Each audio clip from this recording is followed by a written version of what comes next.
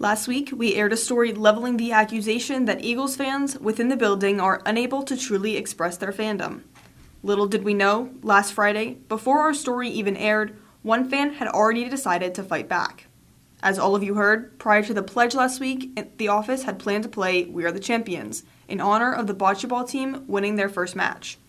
Little did they know that the audio feed had already been compromised. So, was it you responsible for playing the Eagles fight song this morning on the morning announcements? Oh, heck no. After our segment on last week's show, the fan in question reached out to TigerTV and offered to share his story. What was your reaction when you saw our segment last week? I heard what my coworkers had to say last week, and they're 100% right. I have been asking for the office to play the fight song on Mondays all season long, and I've repeatedly been told that it's banned. One time I even asked Mrs. Bessie, what if I called into the PA system and played it myself? And do you know what she said to me? She said, quote, "I hear your teacher evaluation's coming up soon. Are you sure that's a choice you want to make?" Apparently, it was. We take you now to an exclusive look of the situation in the main office, once they realized that the PA system had been compromised.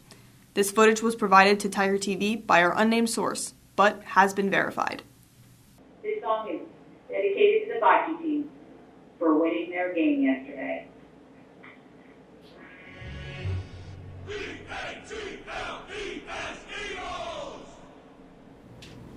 Is it on?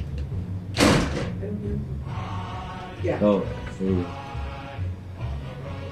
It sounds like Spike Girls Fly. Did you get it? Kirby?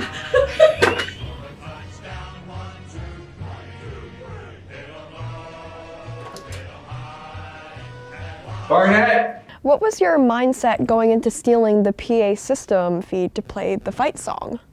Yeah, I hijacked the main office audio feed to play the fight song last Friday. I couldn't take it any longer. You know, being a Philly fan, we all know that no one likes us. But at the end of the day, we don't care. Might I lose my job over it?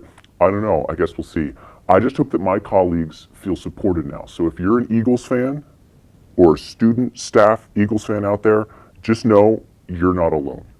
And you know, if my wife, my kids, and I are homeless next year, we'll all know that it was for a good cause.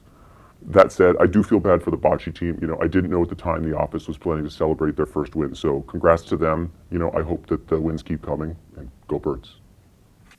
So, what was the effect?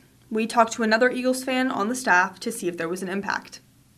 Vindicated. Like, I belong here now. Like, I'm part of a team. Like, we're noticed in the hallways. Makes me feel wonderful.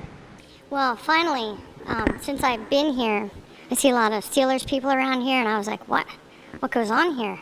You know, once I got out this area, I wasn't sure, but now I feel like I belong, like there's a sense of community here, because, you know, it just felt so wrong at first, but now I feel like I belong. So I needed that. Thank you. It is possible that not all impacts will be positive. Up to this point, we've only presented one side of the story. We decided to ask Mr. Herman again for his views on the whole situation. At this point, I'm not really allowed to comment on the situation due to the investigation that we're under with the wiretapping laws that are in place. So odds are pretty good it'll be heavily influenced by the outcome of the next few weekends of the football games. So. The Eagles beat the Packers last week 22-10, and the Commanders beat the Buccaneers 23-20 with a last-minute field goal. If both teams win this week, they will play each other next week for the NFC Championship, and tensions in the building will reach a new level. Reporting for TigerTV, I'm Tessa Flume. Go Birds.